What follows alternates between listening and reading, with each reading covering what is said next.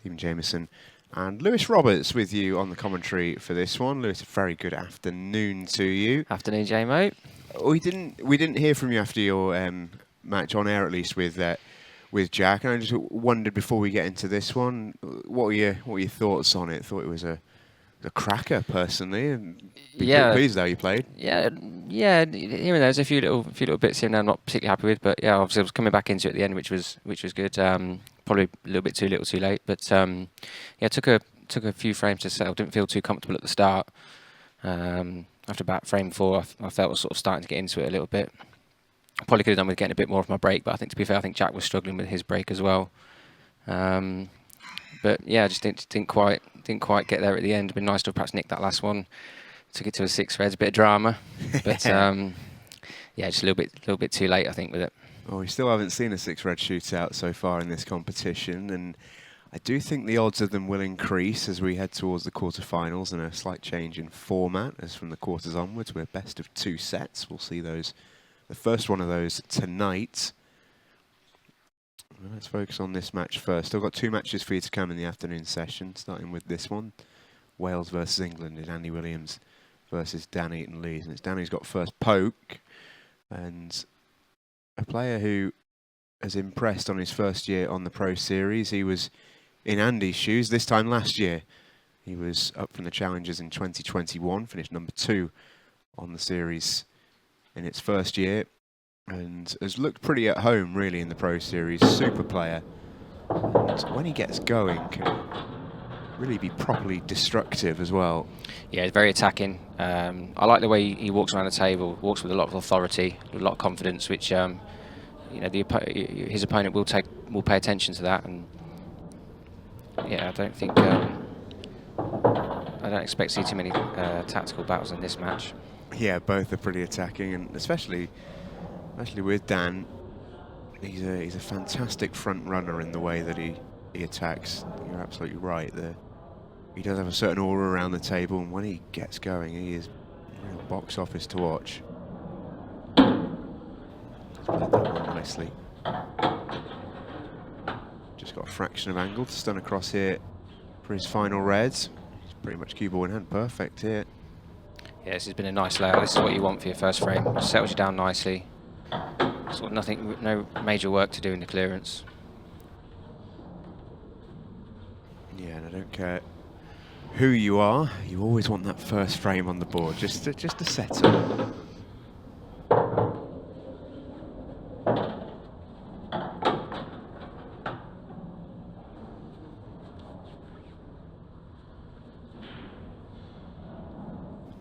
Hasn't got the full pocket to go out here, but that was crisp. He'll be happy with that. So, first glimpse of Andy Williams, who has enjoyed a little bit of action. A lot of movement on that 8-ball for a front ball break. That's an absolute cannon from Andy. Oh, watch this. Goodness me, he gets those nice. Can't really ask for too much more. Extension call.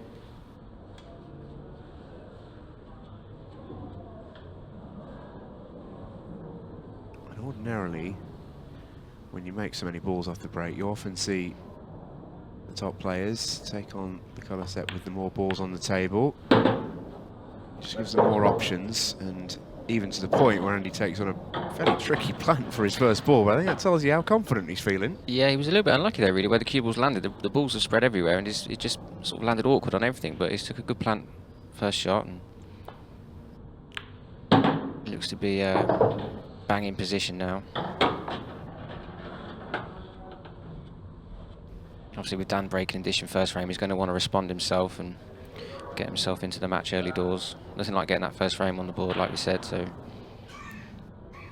well, we did have qualifiers for this event to get to the TV stages, and Andy Williams, as a newly minted Ultimate Pool Pro, had to get through that just like everybody else, and he caused arguably the upset of the qualifying rounds, a superb deciding frame win against Declan Brennan, the world-class Northern Irishman.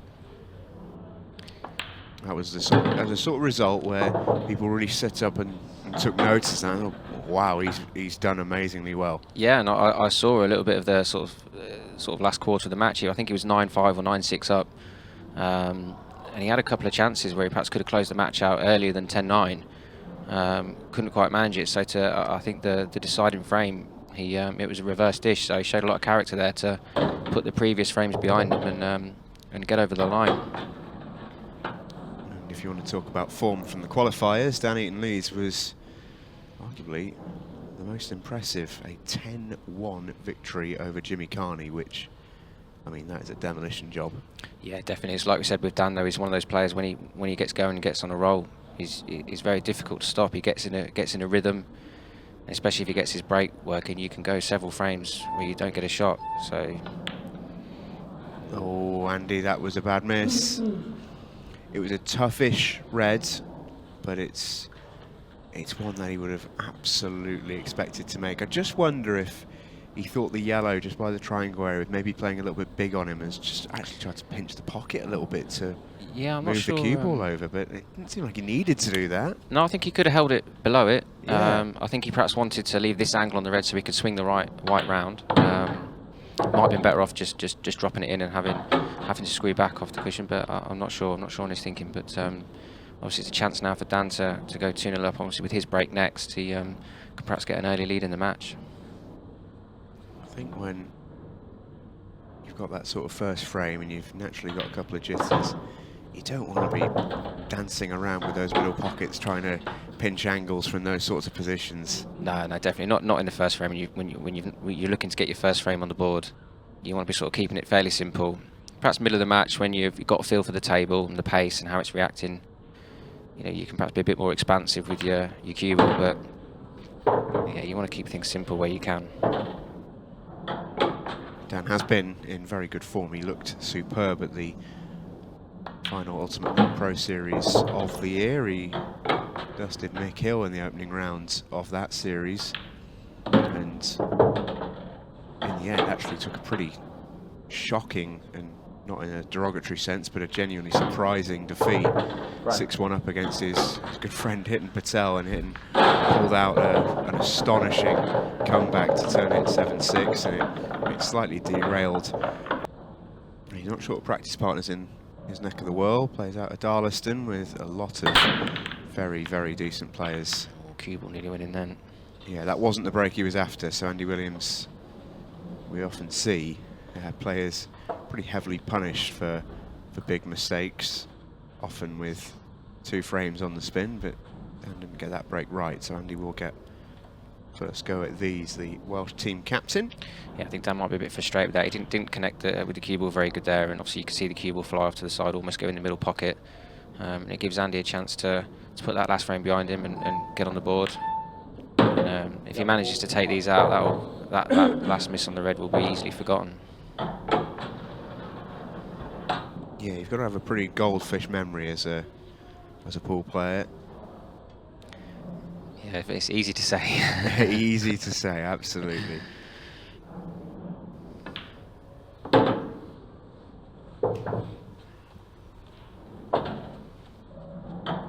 he got his first taste of the Ultimate Pool Pro Series with a guest entry into the Players' Championship towards the back end of the year because of his exploits on the Challenger Series last season. And fairly brutal group. That's a lovely shot. Played that well. And didn't actually manage to pick himself up a win in his group. 5 matches, 1 draw, 4 defeats.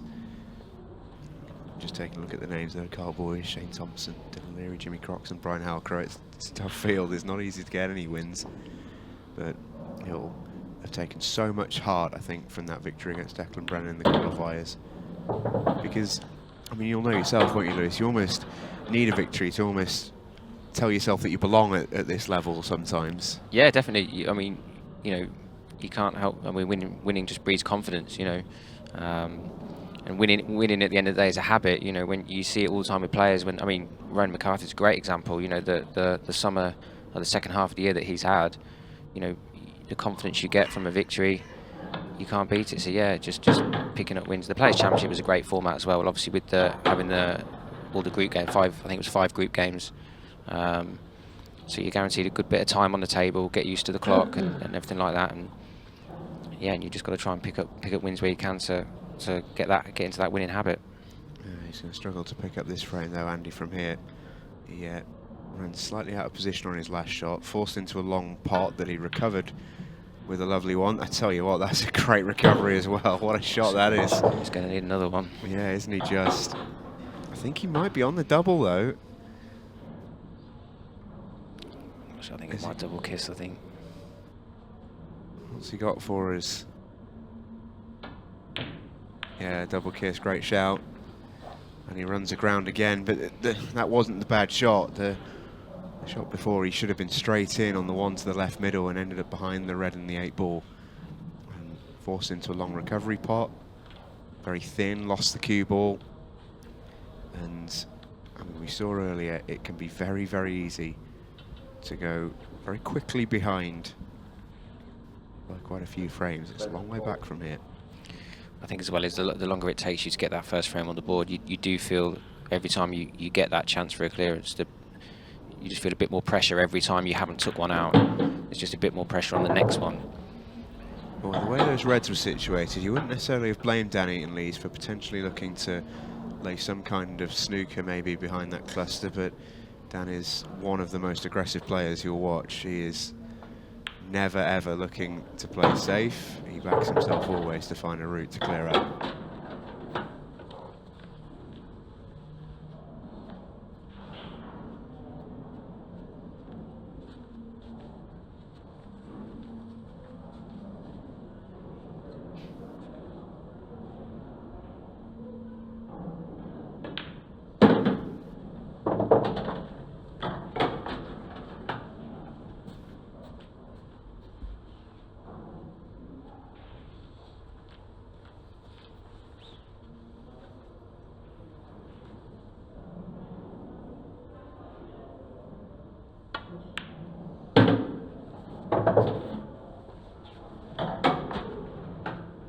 Both these players will know that however well they play in this match, win through, and they're going to probably have to at least repeat it, because what we saw from the previous match from Chris Melling was a little bit special. Yeah, I didn't get to see much of that actually. I was driving on the way in, so I've not got to see much. But yeah, with someone like Chris Melling, you know that he's not going to miss many balls. You know you need to put in a good performance to get a win against him. Yeah, you could say that even if you hadn't have watched, because Chris is such a great at the game that you always know you got to play well against him. But even by Chris's standards, it was some performance against Dave McNamara. Really, really impressive. As you heard from Gareth Potts in the studio just before, performance of the round so far, he called it, and we've seen some good ones.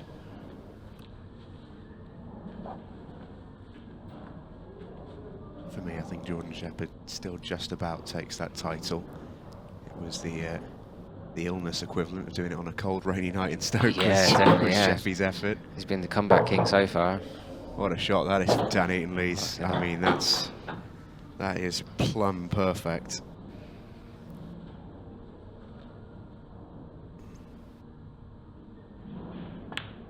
And that sort of shot, it just shows how confident he is, doesn't it? Because you don't try and play there unless you are feeling on top of your game.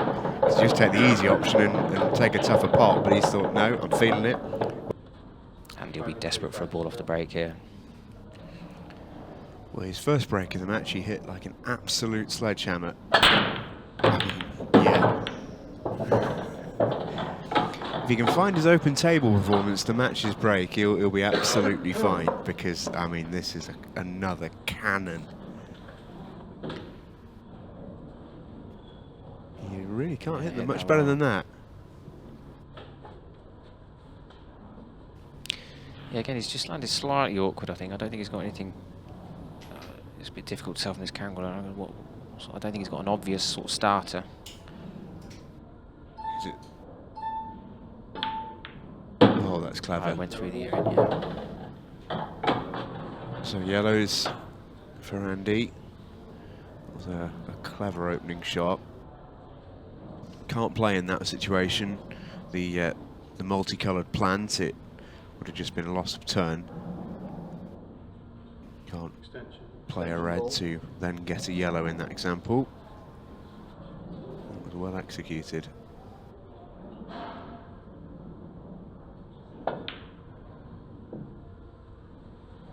But it still wasn't easy, and Big Dubs is still in big trouble.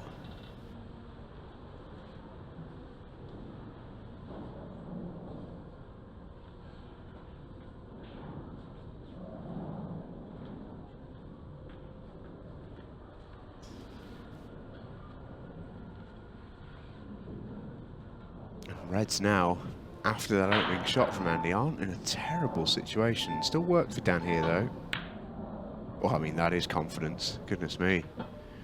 He's played that with, I was going to say, a degree of safety in mind, but he's gone full-blooded there, because the yellow's hanging over. Yeah, I think it's one of them. If he nails that, then obviously the Reds are sat there for a straightforward clearance. I think he's just gone full-blooded for it, not giving a thought to what he's going to leave. I mean, that was really confident. That's just about the hardest pot you could play on the table, wasn't it? Yes, to be fair, I think that was, in terms of potting wise, that was probably the only sort of pot on that he had. To be fair, and he's got a little bit of work to do. He's got to make a decision on what he's going to do with that. Right, so he's on it now. Perfect. Yeah, he beat you to the punch there. This is cash ball in the frame, really, for Andy Williams. He's played that well.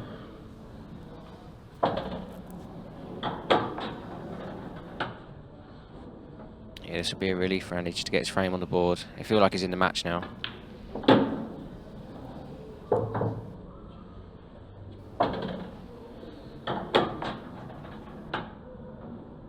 How often have we said it? You're never quite in the match until you do have that first one.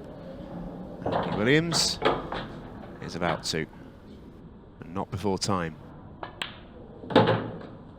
Potentially a big moment in the match, because even at this early stage, the difference between 3-1 and 4-0 down is pretty huge. Just got a glimpse there of Andy's profile. 9th on the Challenger Series last season. No Challenger Series title, but I think 3 deep runs, 2 semis and a quarter-final. I mean, you know yourself, Lewis, that in its own way is extremely impressive. Yeah, definitely. I think the consistency of the season that he had is as impressive as winning one for me, because that Challenger Series is a minefield. There's so many good players, sort of fairly short races. It's having a consistent season like that, getting to the last stages 3 times and doing all right in the others as well is impressive.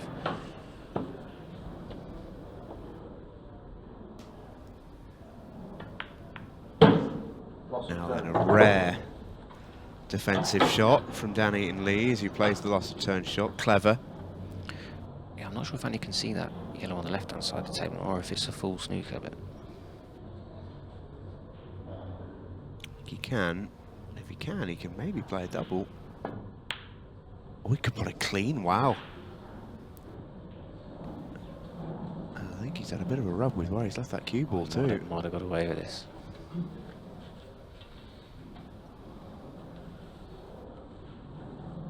Dan's going to be forced into playing a safety again. This time I think he has... Well, he's got that safer than he did last time, I think.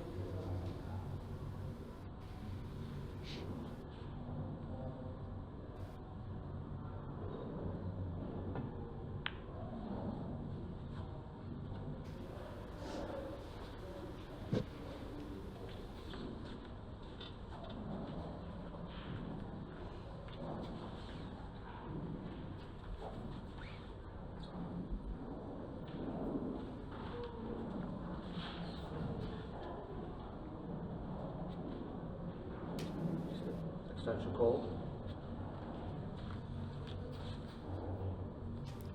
I think Dan's just having a look at whether he's going to put the red to the bottom right and clear his red into the bottom left in this shot. Oh, what a good shot that is.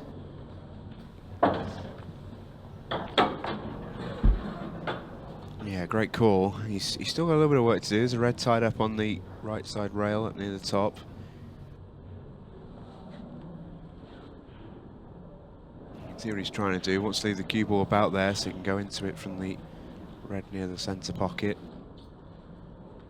And he does come from a snooker background, Dan Eaton-Lees. Snooker for a number of years as a young player. He's gone too far there though.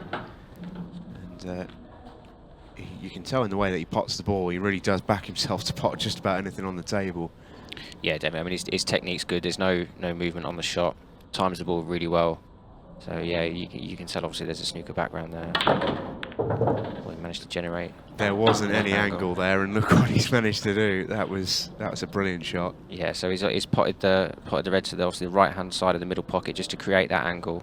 Obviously the top spin is arced round and developed his red perfectly. The table conditions out there are absolutely pristine, and it is amazing what these top players can produce with the cue ball.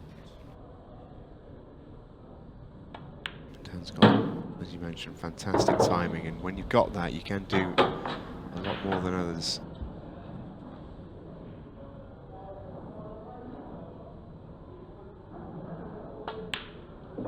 Looks in really good nick, Dan Eaton-Lees. That was a confident finish once again. 4-1 in front.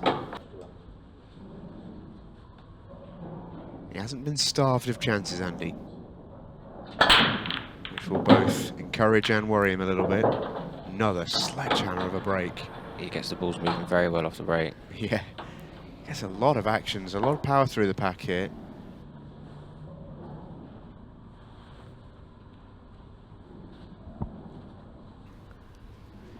Has he got a starter? I think it's the thin red, isn't it? It's the middle. Yeah, he's okay. Now then, big chance.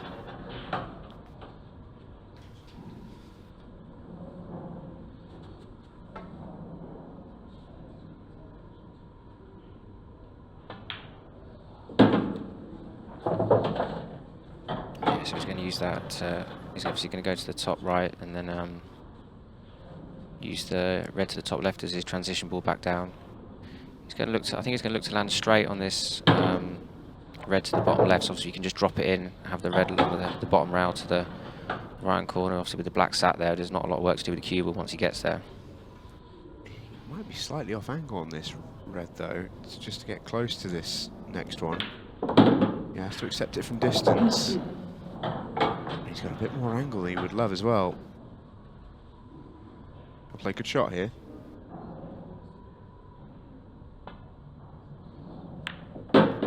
Yeah, and he has. Played that well. So no work here. Literally make sure the cue ball's going to come out nicely for the black to the right middle. Yeah, that was very nicely played. Andy Williams still in the match here. He's not going away anytime soon. Yeah, good clearance. Under a little bit of pressure there as well. Like I say, scoreline 4-1 down. It's a biggish frame. He's now only 2 behind instead of being 4, so that's... well, that's the joy of front running, isn't it? If you're Dan Eaton-Lees, you are playing automatically with a little bit less pressure on you. Plenty of second visits in the frame as well. I think the beeper was on overdrive when I played. Oh, what a good break that is from Dan Eaton-Lees. So, imagine, what are you thinking here? Reds as a choice, maybe? Well, obviously there's that. Obviously reds or yellows. You got the 2 balls on the left hand side. That he's got to come up with a plan of what he wants to do to develop those. So it's how he sees it on which. He's got options both ways, hasn't he? Because he's got red near it, he's got yellow over the pocket the other way. Yeah, I'm guessing that the yellow on the top rail I don't think goes to the top right pocket. So that sort of would make yellows a bit harder in that respect. Yeah. So.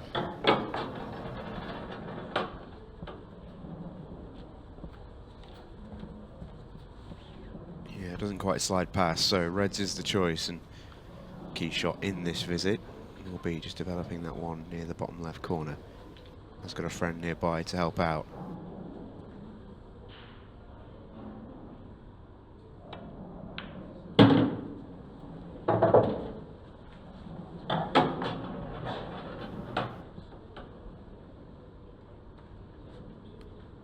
I think he might have been playing to land strand. That's sort of topped the white through, I think.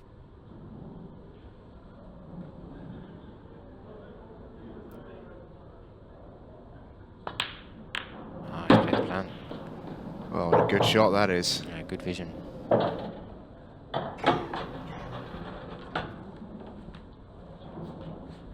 Again, it's the shot of a very confident-looking player.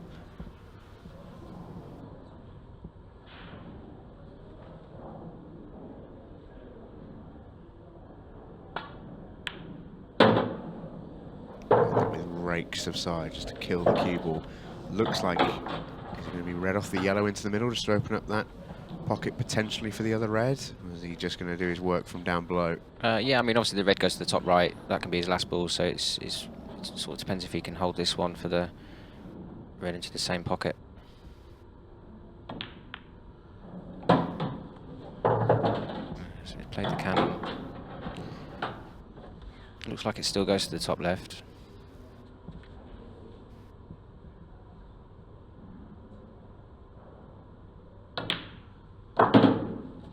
Just cue that well.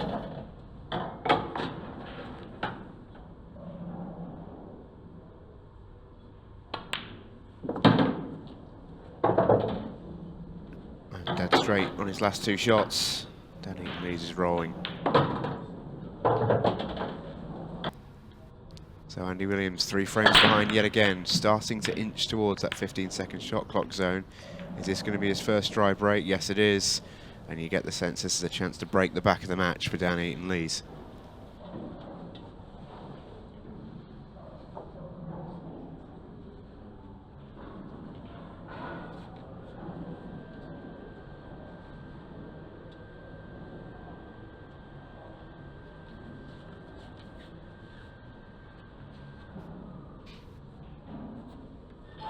Extension call. Oh, it's just to the bottom left, it causes him a bit of a headache, aren't they? I was just shocked to hear the beeps. First time in the match, I think we've heard him. I've not heard them many times at all, and that's just how much of a headache I think it is causing Dan. He's gone yellows. I think he's looking at the line across now. The ball, he's going to want to be hitting the red, really. I think it looks like the yellow passes the black to the bottom left, so ideally he's going to want to obviously hit the red. But obviously the thing he's got to bear in mind is he's got to get the red out the way of the black as well. That was always the risk with that shot, though. Has he still got a route to that yellow near the right centre pocket? We're craning our necks all kinds of angles here in the commentary box. Yeah. Dan will know right behind it. I'm not sure he's on anything, I don't think. Yeah, he's looking at the angles here. I think he's fully snookered. He needs to pull a big shot out of the fire here. Does Dan Eaton Lees.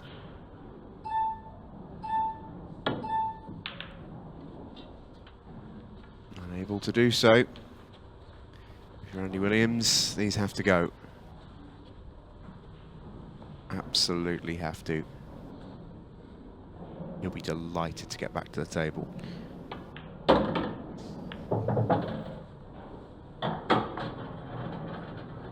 He himself has a problem. Red on the left side rail, doesn't pass the yellow in the 8 ball. Might just leave it for a double. Yeah, I think he might even leave that as his last ball as a double if he can get on it. Obviously he's got the red at the bottom of the table as well he can use to get on it.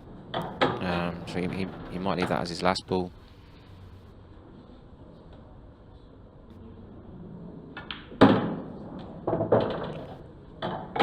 That's a good example of this table. When you play with check side on it, obviously the cloth is so new, the balls are so sort of shiny from being cleaned that anything with check side, you just get that slide. It doesn't come back like you think.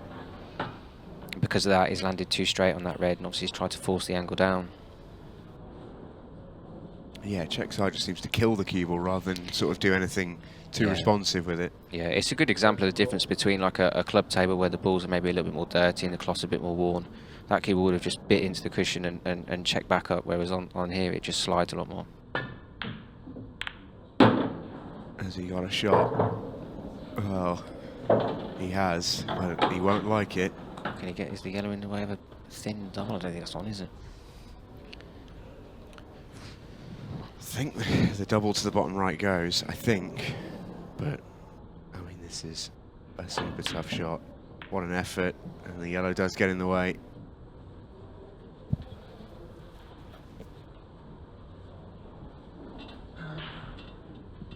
Well, as I said before, that wasn't the bad shot. It was just landing straight on the one at the top of the table, made the last 2 shots really tricky. Yeah, and I think that's the difference between the players that are playing regularly in these conditions. Obviously, perhaps wouldn't have played that with check, or maybe landed a different angle on it, so you haven't got to use that amount of side. Because like I say, it just slides. You don't get the angle that you want, and then you're sort of in no man's land a little bit. You have to force it down. But obviously now Andy's on the Pro Tour, obviously playing on this table all the time. He'll get used to that and adapt his game. And that's the difficulty, I guess, coming from the Challenger up to the Pros. It's just getting used to those conditions. Is that the biggest challenge you think I mean, you can speak to it as someone who's done just that this year. Is that the biggest challenge, to the sort of the general difference in conditions? Yeah, for me, yeah. Obviously these cloths are, they're new. They've hardly had any play, so the cloths slide a lot more, the cushions slide a lot more anyway. Obviously the balls are perfect condition. Obviously the potting wise is fine because it's a new cloth. The balls do tend to slide in a bit, particularly down the rails. But it's just getting that cue ball under control. And I think if you can adapt to that and get used to it, the game feels easy on these tables. But if you can't quite adapt your game, or you're not quite used to it, it can make sort of a fairly straightforward shot look like you've played a really bad one, when it's just a misjudgment, like there with Andy. It was more of a misjudgment than a bad shot as such.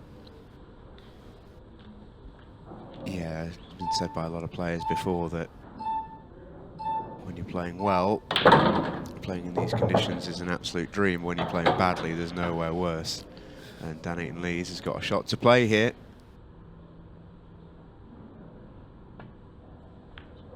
He's got to get this right. I think he's okay, but it's going to be a fairly gettable one cushion kick shot. He's going to have a shot on the 8 ball afterwards. That was why he almost had to play the kick shot specifically at the right angle to try and punch the cue ball out. That made it even more tough. But yeah, he's got obviously second prize. He's got the red in front of the yellow, so Dan can't go out from here. But we are now into the 15-second shot clock part of the match. So Dan plays the loss of turn shot and says to Andy, "Make this." I think he's got an edge. Yeah, and all he wants now is distance. Get the 8 ball out. Might even get the snooker with the 8 ball as well. Get that cue ball on the top.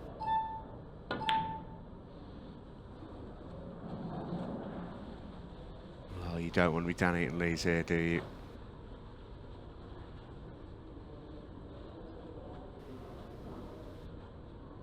He has got a brilliant shot-making side to him, Dan Eaton Lees. He's just going to leave his yellow in a great position and get a good cue ball. This is like double one in the frame, this, isn't it? Yeah. It's going to be slow pacing it, trying to get the snooker, I think. Has he got it? Oh, there's your answer. One thing he will say is it's a very thin cut, but he's got to play an exceptional cue ball if he goes for it here, and he doesn't. Oh, cue ball. In off is a disaster, though. Oh, no. In off is a disaster. Andy Williams then will get the next frame and go back within 2.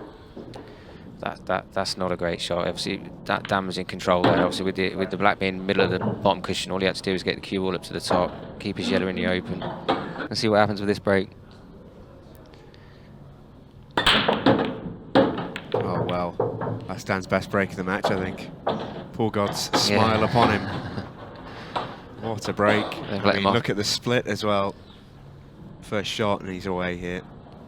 There's no trouble on either colour set, really.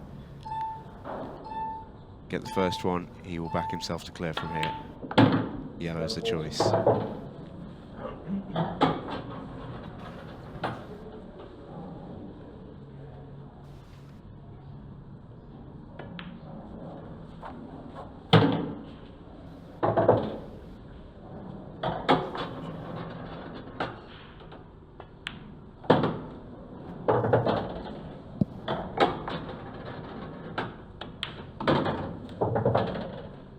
Wants to go on the hill. Extension call. Well, what a time to get a visit like this in. Yeah, that's about as dot to dot as they come, I think.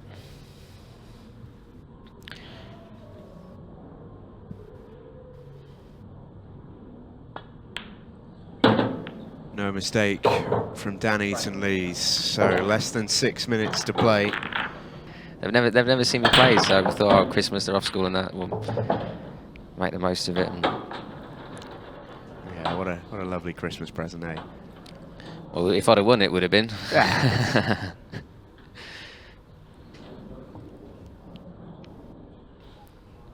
Another sledgehammer break from Andy Williams. He needed that. Yeah, chance. And I think that bottom yellow, obviously with the 2 yellows in the bottom left, I think the bottom one goes, so no real major work to do. These are the sorts of splits that you really want to see at this stage in the match. If you're either of the two out there playing, you don't want much traffic, you don't want to overthink on 15 seconds. If it's dot to dot like these are, you can just get down and play.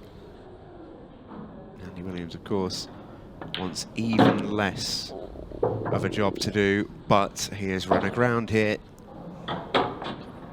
Is he under match clock pressure? Never mind the 15-second shot clock. Can he bend this? Not Just quite. called it the yellow first.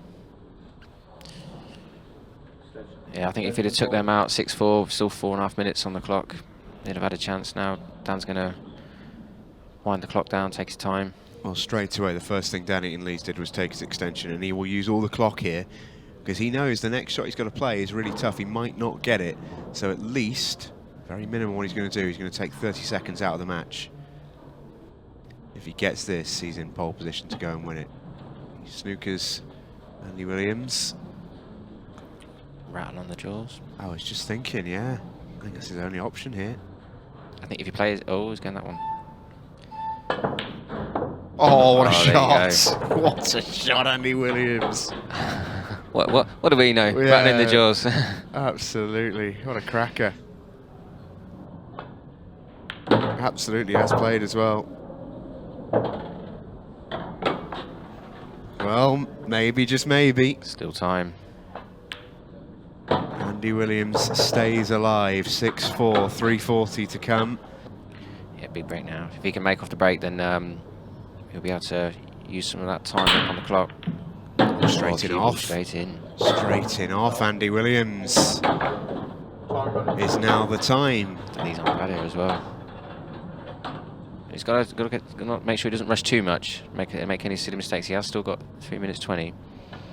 And if we are level at the end of the match clock and we strike 0, if we are level, it's 6 red shootout time. We have not had one so far in the tournament. Right now there is a fairly decent chance of one.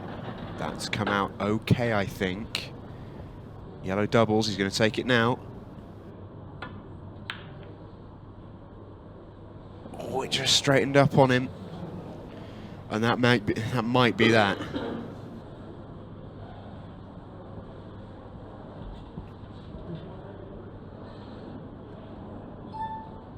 Just wonder if he was maybe expecting that to slide a touch more. Yeah, possibly.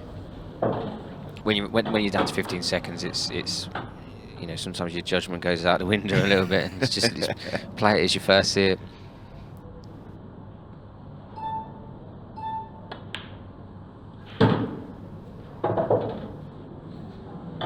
Dan does probably still have to make these. 4 balls left plus the 8 ball. It's around about a minute. If he doesn't get them, and there is a red that is causing him a headache on the bottom right side rail, if he doesn't get them, Andy will still have time to clear his yellows. Andy has the next break. Potential golden break attempt to try and snatch a draw at the death. Dan's got to play a shot here, because he's going to need to clear. If he doesn't make it out, Andy is still in the match. Can't run the clock all the way out. He's going to be playing for a double on the last red, so he's got the angle to get the cue ball down now.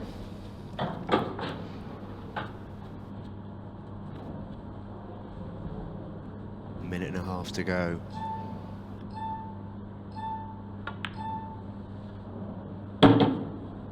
I'm not sure if he didn't get into that.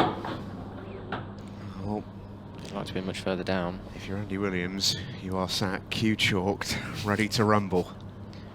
This, realistically, is match ball. And it's not there. All right then, Andy. 1:03. These all have to go, and then he needs to win the next frame. It is on his break, but you got to make that ball. You have to make that one. And that may be that. He still might get back, but there's not going to be a lot of time.